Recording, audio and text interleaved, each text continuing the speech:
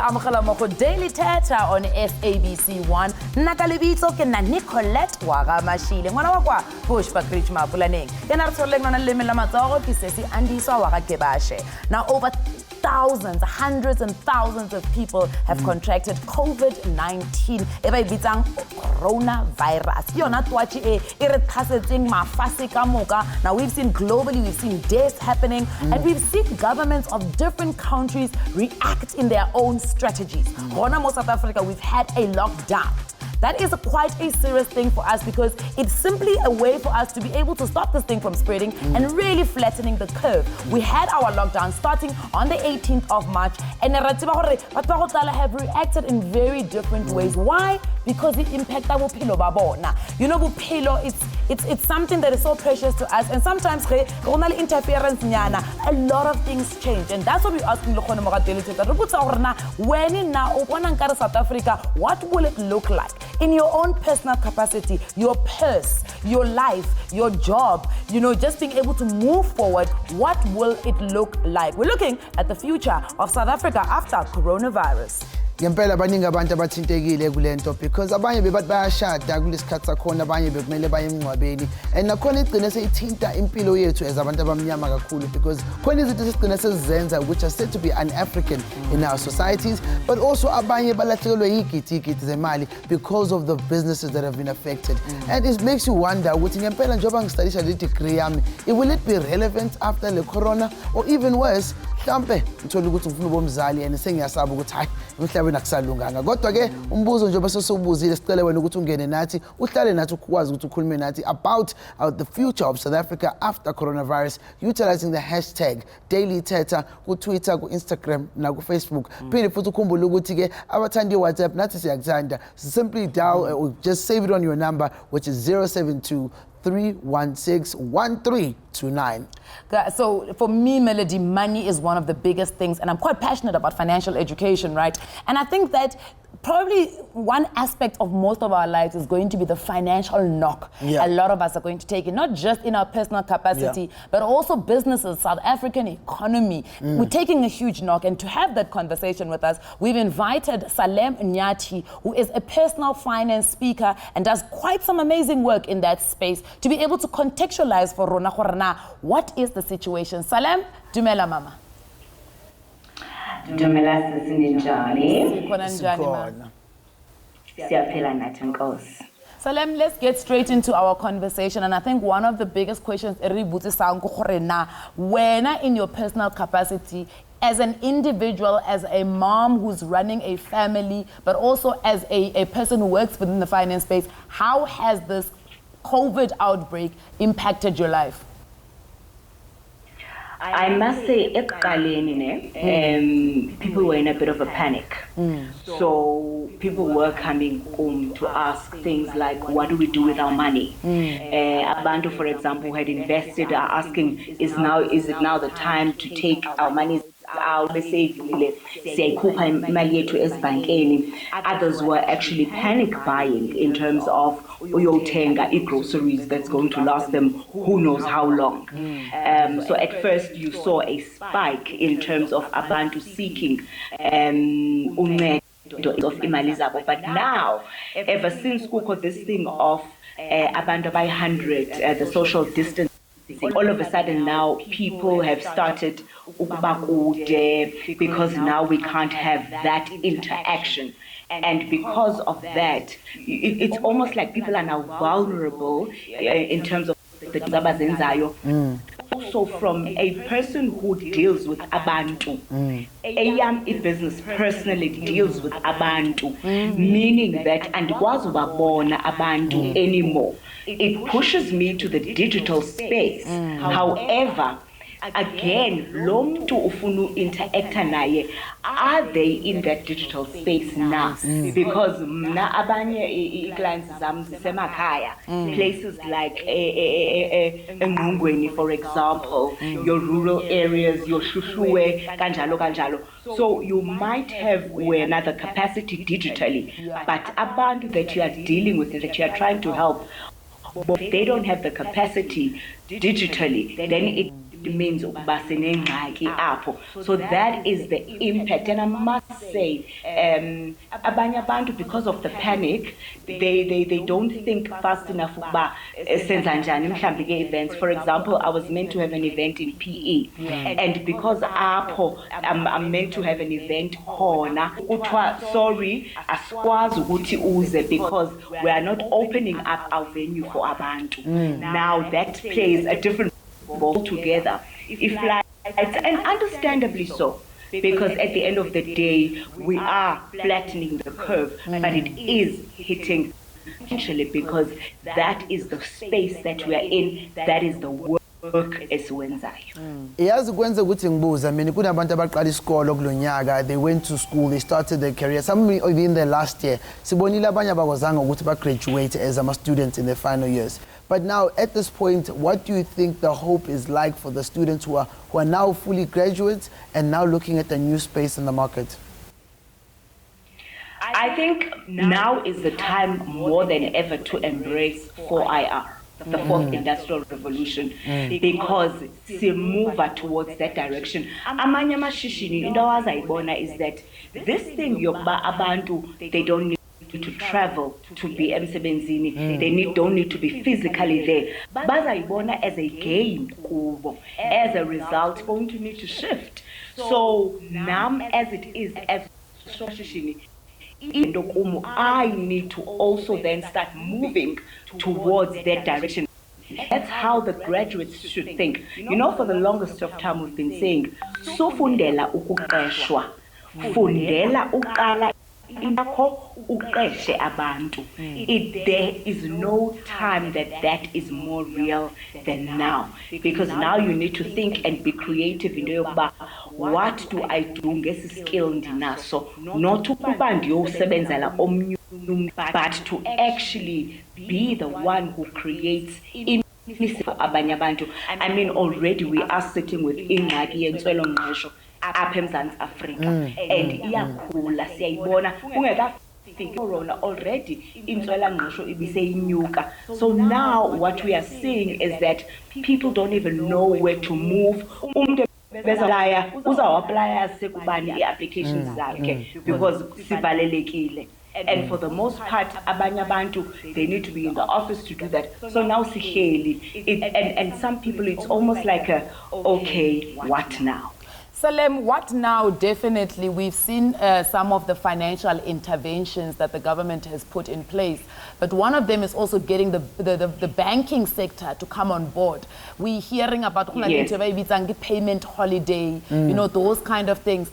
How does one make a decision on whether or not to take that payment holiday, and what does the future look like when one does take it? All right. Abantu funeka bakhumbule into eyi-1. I-payment holiday, in fact, andilithandi eligama le-holiday. I-holiday into emnandi ebenefitayo, right? I-payment holiday, I think abantu need to understand ukuba xa usoyithathile ithetha ntoni, because ewe ingakunceda wena uthi le mali bendizayibhatala, for example kwi-bond, is what I need to pay my employees. Le mali bendizayibhatala kwi-bond is what I need now to buy food endlini. Fine, say understand leyo, because ukutya is an essential need. Paying staff is essential, especially abahlala endlini. Now what you need to understand is that le holiday lena does not mean imali yakho iyemka okokuqala. Okwesibini, kukho lento kuthiwa yinzala, i-interest. I-interest yona ayimanga njengokuba ityala lakho lona liseholideyini lithathe ikhefu. I-interest yona iyanyuka, and at the end of the day you need to understand into yokuba xa senigqibile undinika le 3 months nizayifuna yonke nale mali yenu, okanye are you going to extend my payment period for another 3 months kuba bendingabhatalanga i-3 months? Those are the things people need to ask, because the banks are not going to take a blanket approach. Anyway, xa unengxaki kakade xa unengxaki yemali kufuneka ucontacte okokuqala.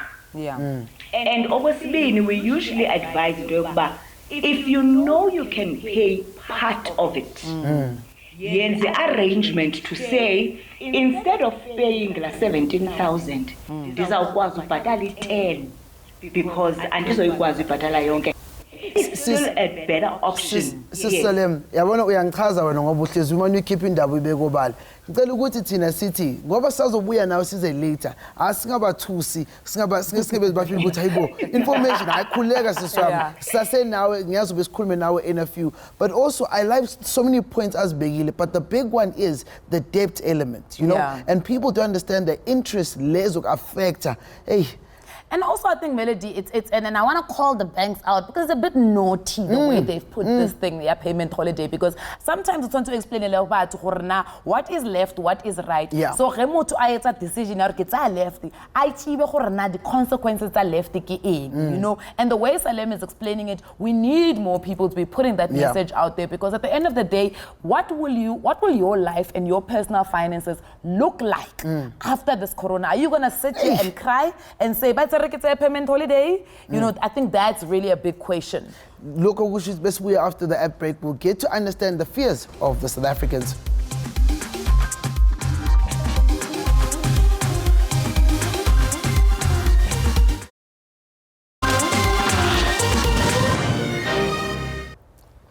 Welcome back to Daily Thetha la SABC 1. La siqhubeka khona nenkulumo yethu, but also not just siqhubeka ngayo. La siyakha khona i-understanding ukuthi umuntu omusha, umuntu okubhizinisi, umuntu in whatever field, what are you going through and what are your real fears njengoba kulesikhathi sihleli ku lockdown. Sithola ithuba ukuthi si-invite wena njengombukeli ukuthi ukwazi ukuthi usithumele umlayezo. It could be a video, it could be a WhatsApp, and kunesisi bambiza ngoThepha ngokwamasuku who found it fitting ukuthi na asendele ngesikhalo sakhe as she is in the hospitality industry. Let's have a look at what she had to say. Hello, Thetha Masuku here. What do I expect after COVID-19? I can only think to my knowledge. And this virus has really just shown us how little we know about the economy and how it's run and how other countries affect our economy as well. First of all, I work in the hospitality industry, been there now for about 5 years. My hotel is based in Sandton. So as we know, Sandton is like the headquarters of most businesses abroad, worldwide. But this virus just literally closed all taps. And it didn't just close the taps, but it opened ones that were very risky. Because you hear the president speak about those that are unable to travel back to their countries because of lockdowns, maybe from their countries or our countries. They need to stay in hotels. Who pays for the bills, you know? We're worried because quarantine normally happens at locations like these, and our staff, our mothers that clean the rooms and prepare the food, and the receptionists are always at risk, you know. What really freaks me out is the uncertainties that we actually have.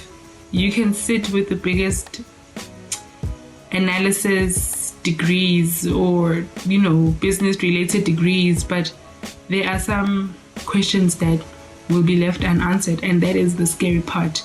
So how has it made me feel? It has made me feel very scared, more so because of the uncertainties of this new world, because as we are indoors and we are trying to contain the spread of the virus, there's a whole new world that is happening out there. There's a whole new change that is substantially and probably even forcefully happening because of the drastic measures that each and every country has had to take.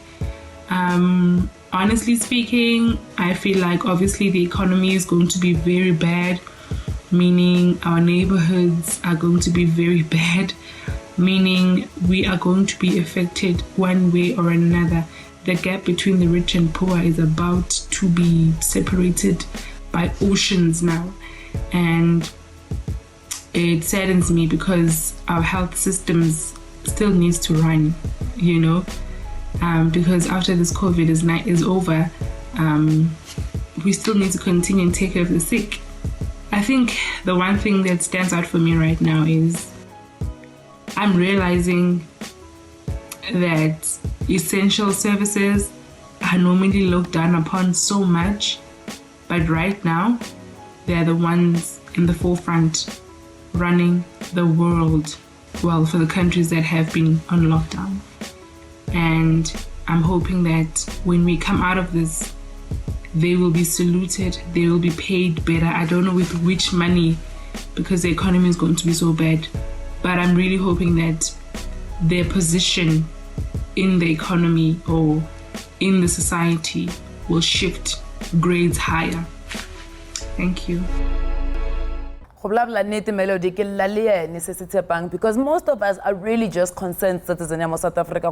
We are feeling the impact of the lockdown, but more than just the lockdown, because we understand it's a necessary measure. We are feeling the impact of the coronavirus outbreak, and that is where the crux actually is. Will I have a job after? Will I be able to do this event? Ama events are canceled maningi. Abantu abasebenza in the freelance space who don't know what to It's quite interesting that you should be saying that, because one of the hardest hit industries is definitely ours, entertainment, arts and culture, because event, tourism. Do you understand? So I think that for me is something that we need to be speaking about, and we definitely are going to be doing that. We're speaking to Rashid K, who is a radio personality, who works in the events industry, who also does a whole lot of gigs, and he has found himself, just like everybody else who works in the space, being booked and busy to being busy. And that's where he is now. Rashid, welcome to Daily Thetha, Papa. Thank you guys for having me. Rashid, I mean, I would love for you to tell us what's going through your mind at the moment with everything happening. I mean, you have big events that you've annually been working on. You have people that you've agreed with contracts. Manje, what's going on in your head with your events? Hey man, it's a tough time. It's a tough time right now because just postponed back to the city. You know, it's the biggest hip hop festival in Africa, and it's a multi-million rand project. You know, we had to push it to Cuba, you know, because of this coronavirus outbreak. So there's a lot of factors, because we have American artists that we had booked and they can't travel, and the event is postponed, and in the process we're losing a lot of money. In you losing money, I just want to understand, does it not lose meaning? Because the event itself, is celebrate Freedom Day, but manje bese ni pushela mhlambe ku October or November, is it still the same thing? It's not going to be the same thing. It's like the Christians are not going to celebrate the Good Friday the same way this year, because a lot of events have been cancelled or postponed. But it's an annual event. It has to happen. You know, it's been happening for the past 13 years. We just have to find another date. Yeah, it's quite interesting, Rashid, because you're coming across as very positive, and that's it's very great to see. But we do know that you are heavily affected by this coronavirus outbreak. Now, when the president was making, you know, interventions, the freelance sector and the arts and culture sector was one that seemed like it was forgotten. What do you guys, as a fraternity, what would you have liked? What type of intervention would you have liked to hear? As much as I would have loved the compensation, but it's not possible to compensate. I mean, this month alone, I had like 5 gigs I was booked on, and they were cancelled. They were all cancelled. So it's a lot of negative outcome. A lot of artists have been affected. There's nothing to counter that situation. Maybe just quickly before we let you go, Rashid, one lesson that you want to send out there, even to your fellow freelancers and event organizers, what would you say? Always keep some savings, have some savings out there. Just 21 days as December holidays, but you don't have to spend like you normally spend in December. Yeah. Thank you very much, Rashid. And I think that's quite a simple one. Just make sure unality savings. Because there's a bit of fear in others to say, will we live on? But with that being said, the future is what we have an opportunity to change. But all of this, we talk about it after the break.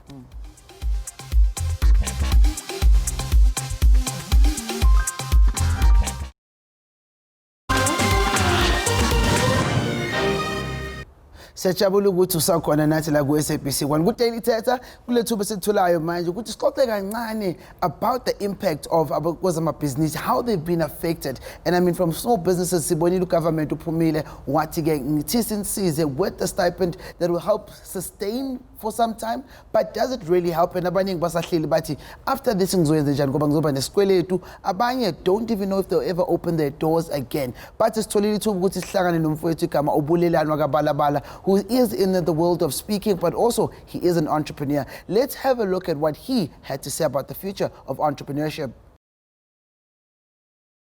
Hi guys, my name is Bulelani Balabala.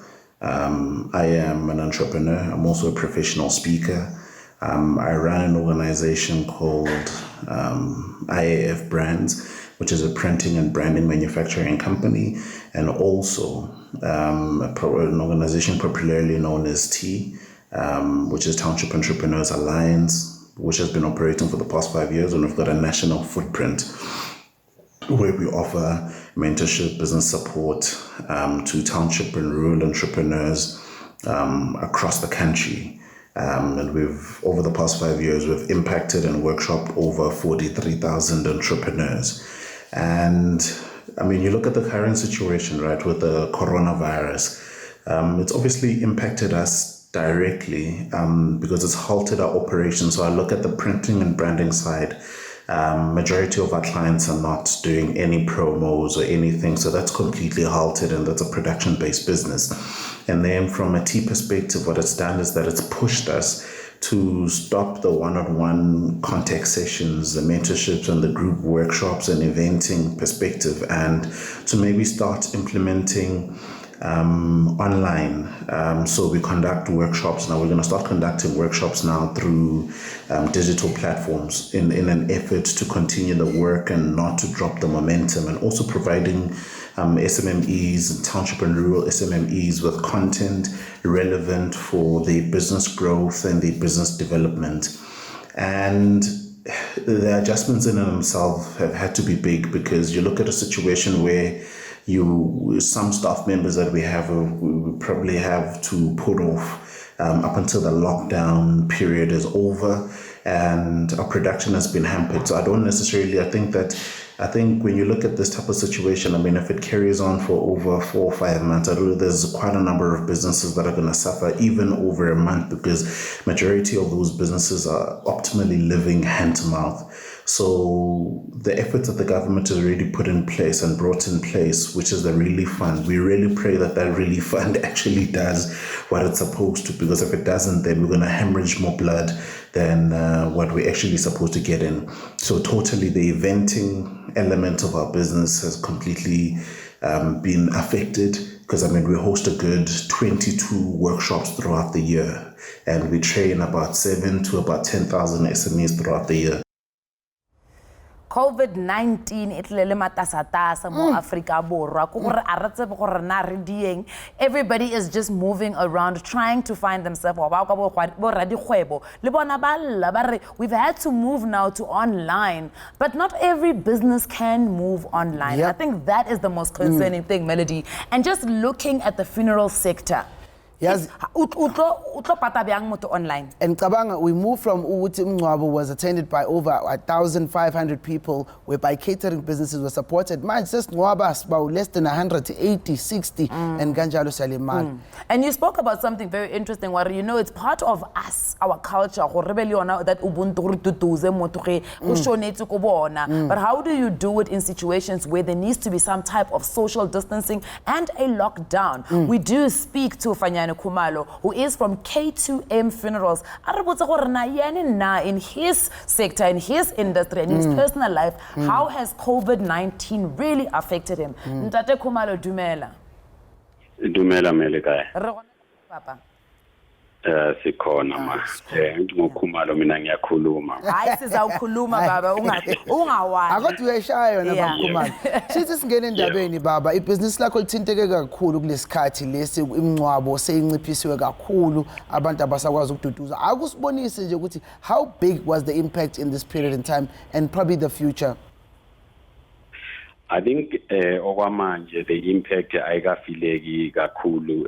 I think since ikuqala kwe-lockdown like from Friday, that's when we'll really feel the impact because it will be difficult for us to move around and do everything. And I think it's changing in our dynamics with business and the way we do things as abantu around. Currently, when you speak to families, abaga understand it, but I think from Friday where they see the things they have to go in this way and also understand the magnitude of problem that our country is facing. So they will understand to take all the necessary precaution measures and be able as well to understand why is this happening. So I think the effect is from Friday going forward because we have started like now when the measures were given to us by also advising families to limit the number to 100 by asking the permission a police stage to hold the funeral. And also when we're trying to tell the people to say the regulation says at least a minimum of 100 people and then a minimum of an hour service is a bit difficult because it's something that is unusual that people are not used to. But I hope going forward people will understand. But it's a bit difficult really to deal with this situation because people, they feel good, they are not giving their loved one that deserved farewell. Bab Khumalo, as a business, what type of adjustments have you guys had to make? Siyezo abantu bathi 4IR, embrace 4IR, go online, digitize. But which aspects of the funeral business can you really digitize? In the funeral business, there's a burial part and there is a burial scheme where we sell like policies. Yeah. On the policy side, you can use the fourth industrial revolution in terms of adapting to technology. Fortunately, our company has already started with that. Our members are able to go to pay online or pay through Easy Pay or Pick and Pay, ShopRite, all the retail shops, they are able to do that. But unfortunately, in terms of burial, you have to physically come here at our mortuary and prepare everything. But in order to adapt to the current situation, I mean, all our personnel and even the families, when they come in here, we give them full PPE, which is personal protective equipment, so that everybody wears that, so that, I mean, there is a little situation where a person can get contamination of anything. And we sanitize, even our client coming to our offices, we sanitize them. They're going to a mortuary, we sanitize. We encourage everybody to wash hands regularly, and even the client, we also encourage them not to have a contact with the deceased at this point in moment. And we also encourage families to do away with the issue of taking the body home for a night vigil, maybe to bring the bodies in the morning. It's still difficult at the moment.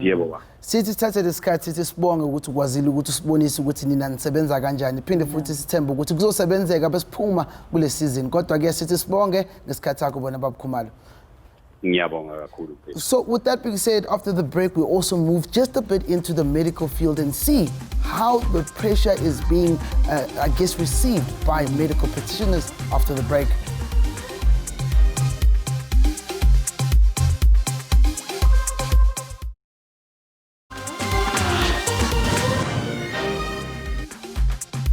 Welcome back to Thetha SABC 1.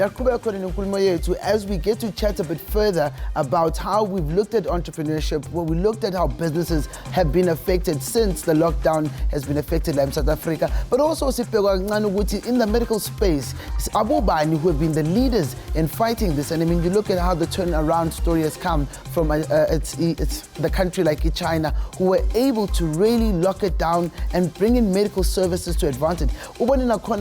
A hospital having to be built in a matter of days because of the urgency of the virus. But abangazi kunokuthi Cuba is actually one of the countries that has been a leader in serving out and creating more young doctors, and that has really seen a change in many different spaces. Even nathi like South Africa, we've seen students who have left our country, bahambe bayofunda khona, and have come back to be, I guess, instruments of change in our community. And Solitude Wuti Skotle Gangani and Mfoka Tabangwa Makale, who was a student studying in Cuba and then came back home just to finish off the final bridging process, and is told to Wuti Skotle Gangani at this very point. But Tabang, welcome to Daily Thetha.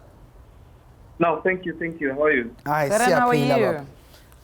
Good, thanks. But Tabang, I think let's first just put some background to your journey as a person who left South Africa, going to Cuba to study and coming back to become a doctor. I was telling you.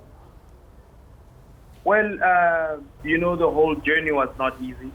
Having to leave South Africa and go to a totally different place, experiencing totally different culture and, language and everything. So it wasn't really a walk in the park. But yeah, we managed to, go through that, and the support that we have been getting, frequently from our government, South African government, and everything, we managed to pull through. All right, Tabang, just a quick one. In terms of Cuba being known in a reputation, it really does create an outstanding pipeline of medical doctors. What about the Cuban way of teaching medicine is different from other countries? Well, I vouch for the Cuban way of teaching medicine because we are much more, taught on how to prevent diseases in order to avoid lethal legacy on the National Department of Health. Yeah. Because, as throughout your fourth year and your third year, fourth year, and fifth year of medical studies, you are taught to actually go to homes, knock door by door, looking for symptoms and looking for people who are sick, so that you can be able to teach them and prevent. So I feel like the preventative measure of health is much more better than the curative measure, because now, remember, when we focus more on the curative measure of health, we struggle a lot when it comes to finances and the funds that are unnecessarily spent on things that we would have prevented. So I believe that not only does it benefit health as a whole, but it also benefits the economy of the country as well. Yeah. And you put on a good point, how the impact it has on the economy. We've seen our very own South African doctors have made strides in trying to heed the call to help people to all stand out and come and sing. What impact do you think that things that you've learned internationally can have, in terms of expanding the confidence also for our medical doctors? Well, thank you for that question. I actually wanted you to ask you that question. So what's going on is this, after spending 6 years in Cuba, right? After having, being taught so much about the primary healthcare and preventative measures of medicine. So I managed to put that in view, and because I'm under the University of Pretoria at the moment through our integration program into the South African medical system. So I managed to confront the University of Pretoria under the Department of Family Medicine and the Cuba Academic Hospital, and came up with an idea to say, I'm willing to lead, open a platform of volunteers who are able to say, no, let us help our government in combating this. Remember, the pandemic is not only related to, let me say, it's not only the responsibility of the National Department of Health, but it's the responsibility in every individual. So now, in order for us to be able to put it, to death, we need to have a holistic and a multi-pattern. Tabang, are you still there with us? Tabang? I think while we try to get back yeah. Tabang, I like the point that he makes is that he's already involved himself as a solution, even though he's not yet fully registered because you have to wait for the integration program to be completed. But Tabang, if Songa Njogo Mparati could actually say, Yazin, I would like to stand and go and volunteer where people are affected. I think it takes a country to build a country. Yeah. Kirata, the one thing that he said, and I think for me it stands out. Generally, a lot of people would say we want government to help us. Yeah. And he's come through as a solutionist, Tabang, are you back on the line? Yes, I'm on the line. Yeah. All right, perfect. We had lost you there for a couple of seconds. Just a quick one, Thabang, again. The way government or the Department of Health and every other stakeholder handled this outbreak of corona, how do you feel about that? Is there something you would have done differently?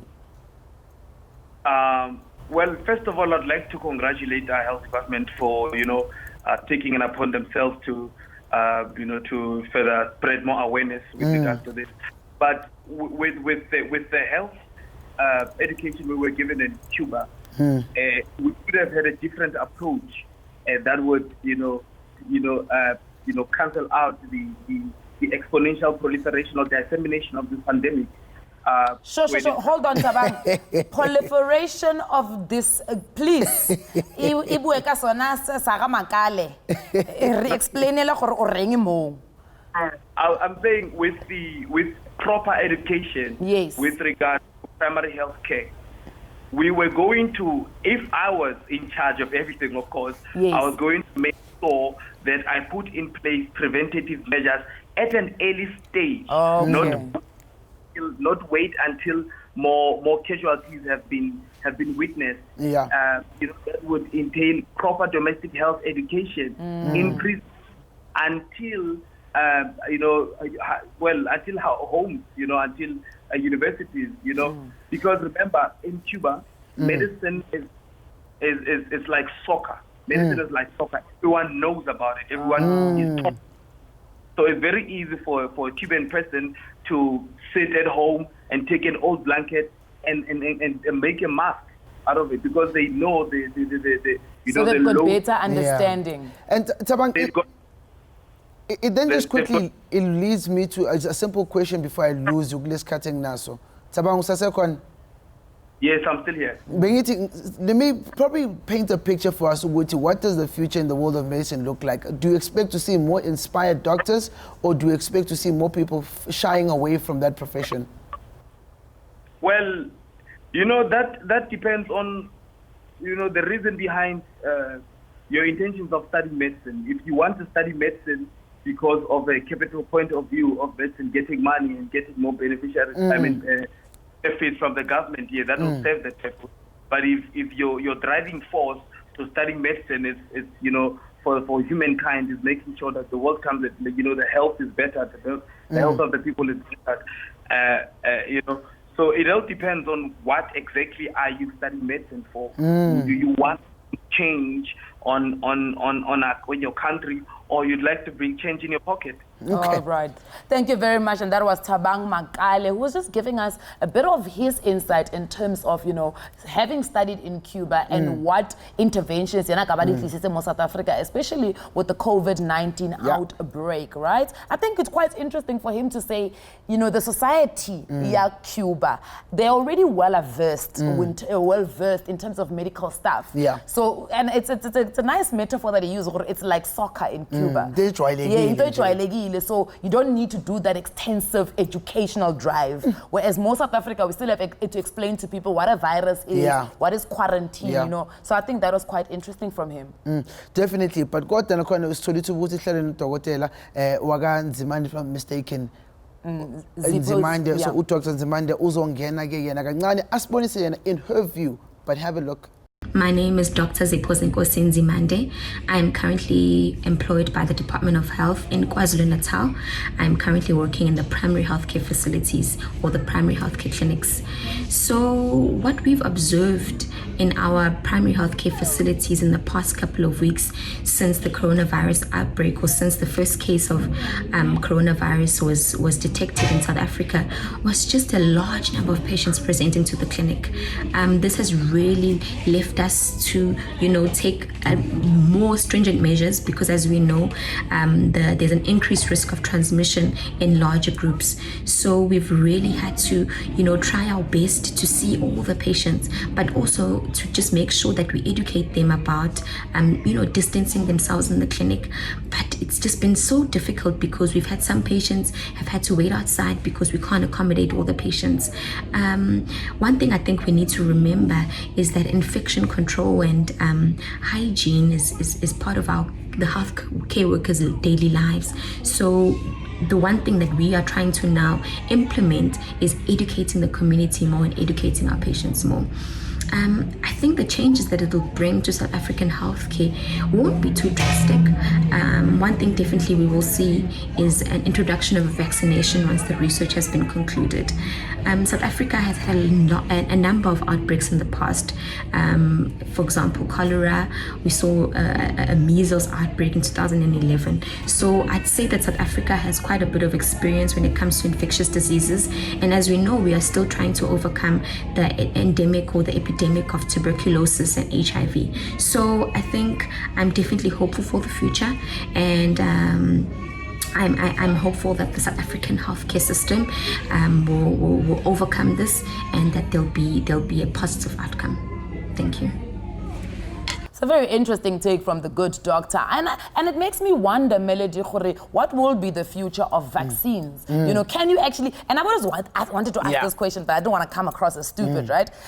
Can you create some sort of like base vaccine so that when a new virus gets like found, they can just take the base and put in whatever the new vaccine kind of shows? But you know, it's a story for another day. Now, when you look at the future of South Africa post-coronavirus, you realize that even all the things that we've already discussed, they're all straddling against finances. Because a lot of us are worried about what will our finances look like. And we had a conversation with Salem earlier on in the show. We're going to bring her back again. How does one even prepare for after the coronavirus outbreak? Please do stay with us after the break.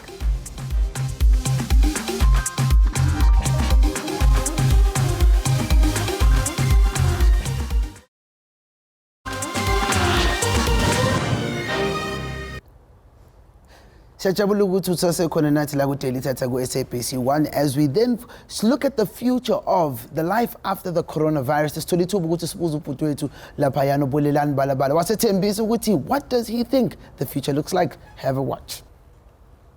There's this whole fourth industrial revolution conversation going on, and for the most part, we didn't even really get through the third industrial revolution, especially within our townships, because you still have people that don't have email addresses. So if we are able to utilize this period in time to train entrepreneurs on through the third industrial revolution, especially within our townships, because you still have people that don't have email addresses. So if we are able to utilize this period in time to train entrepreneurs on the basics of digital marketing, digital tools that you can use to automate your accounting, your financing, that would go a long way in the businesses starting to migrate to a digital perspective. Because the truth about digital at the end of the day is that if you're digital, then you're optimal, you've got access to it from anywhere in the world, and your teams are better resourced. So if we're able to train entrepreneurs in that regard, then there'll be better impact. So I think the future in that particular respect is let's start to go digital, but it needs to now be an entire transformation across the board with government and corporate, because I don't think after the next 21 days entrepreneurship will be the same or businesses will be the same. South Africa, and I think South Africa operating, I don't think it should go back to operating the same. This has been a tragedy, yes, but I don't think we need to go back to operating the way that we've been operating. I think that we need to change our method of operation. It shows when you look at South Africa, the vast differences in economy, the ones who have and the ones who do not have. And I think being able to address that is critical. But I think some of the biggest things that you saw in this crisis is that you saw the government is actually delivering services. And I don't necessarily think that it needs to take a crisis of this magnitude for government to deliver. I think that it needs to be a way of life. So the way in which we are all scratching at survival and we are scratching to push our dreams forward, that is the same effort that we need to be putting on an everyday basis to make sure that our country, our entrepreneurs, our lives, our careers push and they move to the next level. Have a beautiful day. Thank you so much. And if you want to know more about tea, check us out, #JoinUsForTea, www.joinusfortea.co.za. Follow us on all of our social media platforms. Thank you. And that was Bulelani Balabala. Arre 4IR.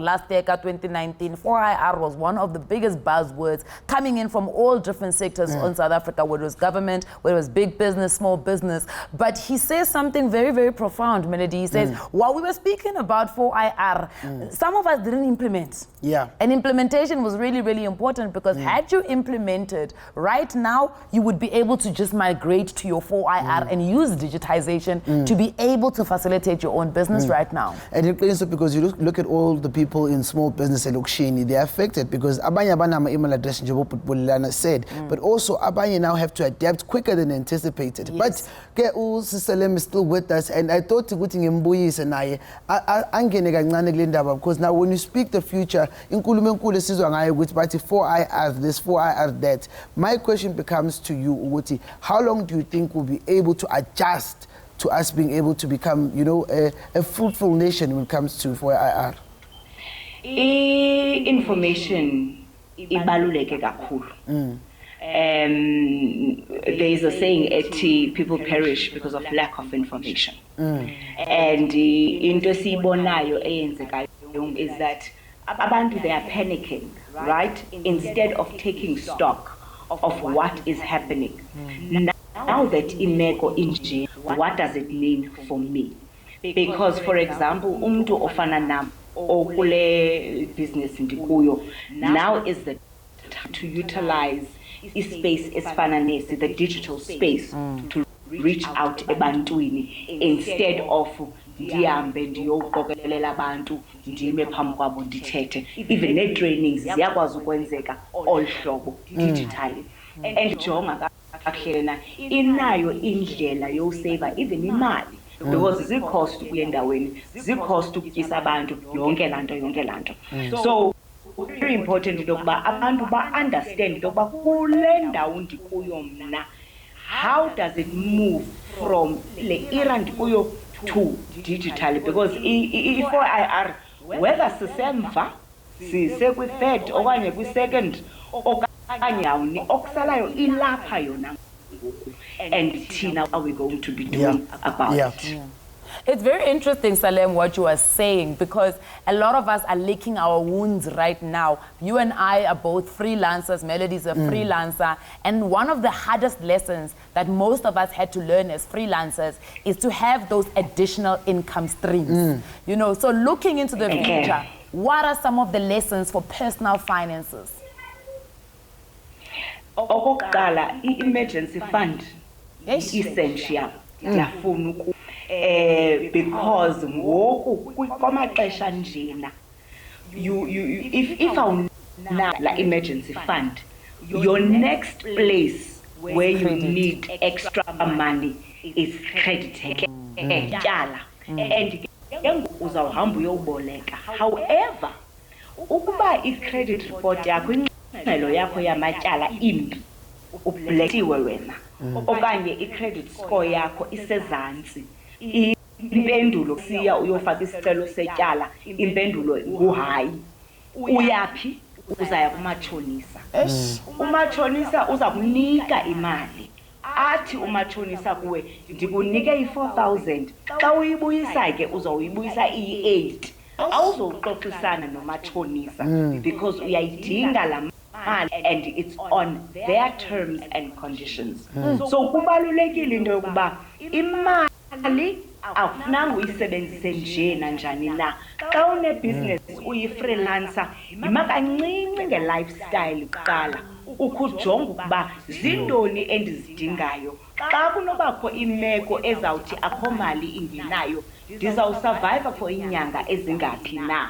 Because ngoku the truth is coming out now. Kuyarevealeka into yokuba abantu abayikwazi 21 because for 21 days, we are in a panic now. I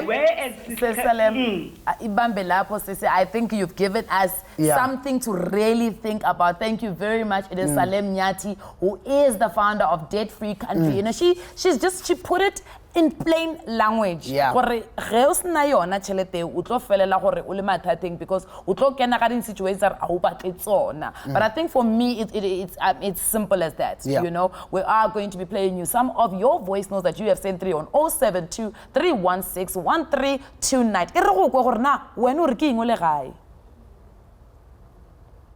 Life after coronavirus, I think, is going to be something very normal, something better. But let's not forget about the situation whereby we are living without having something which sustains our economy. At the moment, the shops are going to be closed.